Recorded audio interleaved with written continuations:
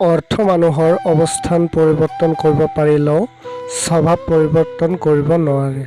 যিসকলে তোমাক সৰু সপোন দেখুৱাই তোমাৰ লক্ষ্যক লৈ ধেমালি কৰে, তেওঁলোকৰ সংগ ত্যাগ কৰা। কাৰণ তেওঁলোকে নিজে সৰু সপোন দেখে, ফলত তেওঁলোকে ডাঙৰ হোৱা কথা কেতিয়াও ভাবিব নোৱাৰে। জীৱন তোমাক ব্যৰ্থ হোৱাৰ বাবে বহুত কাৰণ দেখুৱাব, কিন্তু তুমি বুকুত হাত ৰাখি জীৱনক সফল হোৱাৰ হেজাৰ কাৰণ দেখুৱাই দিয়া। প্ৰয়োজনৰ সময়ত আই লাভ ইউ আৰু প্ৰয়োজন শেষ হ'লে হৌ আৰ ইউ। এইটোৱেই মানুহৰ ধৰ্ম। বাস্তৱ কি? বাস্তৱ হ'ল তুমি যাৰ বাবে কান্দিবা তেওঁ তোমাৰ কথাবোৰ আন কাৰোবাক কৈ হাঁহিব। সময় আৰু শিক্ষক দুজনেই আমাক শিক্ষা দিয়ে।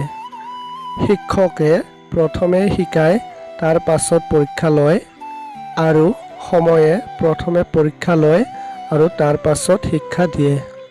মনত ৰাখিবা, আজি তুমি যিজনক দুখ দি হাঁহিছা, ভৱিষ্যতে তেওঁ হাঁহিব আৰু তুমি কান্দিবা। ভুল বুজি দূৰত যোৱা বহুত সহজ, কিন্তু ভুলটো শুধৰাই লৈ ঘূৰি অহা বহুত কঠিন। আমাৰ জীৱনটো ৰেল লাইনৰ দৰে, আৰম্ভ আছে, কিন্তু কেতিয়া আৰু ক'ত শেষ হ'ব কোনেও নাজানে। যিজনে নিজৰ ভুলটো স্বীকাৰ কৰে তেওঁ কেতিয়াও সৰু হৈ নাযায়, তেওঁৰ সন্মান আৰু বেছি হৈ যায়। অকল এৰি যোৱাটোকে প্ৰতাৰণা কৰা বুলি নকয়, কাষত থাকি অভিনয় কৰাটোও প্ৰতাৰণা বুলি কয়। দেহৰ ৰং যেনেকুৱাই হওক, বগা অথবা ক'লা, এন্ধাৰত সকলোৱে সমান। জীৱনৰ সকলোতকৈ ডাঙৰ অভিনয় হ'ল হাঁহিব ইচ্ছা নাথাকিলেও হাঁহিব লাগে, ভাল নাথাকিলেও ভাল আছো বুলি ক'ব লাগে। এইটোৱেই জীৱন।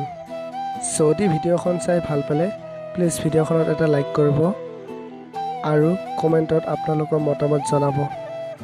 আৰু যদি আপোনালোকে মোৰ চেনেলত নতুন হয় প্লিজ চেনেলখন ছাবস্ক্ৰাইব কৰিব। ধন্যবাদ।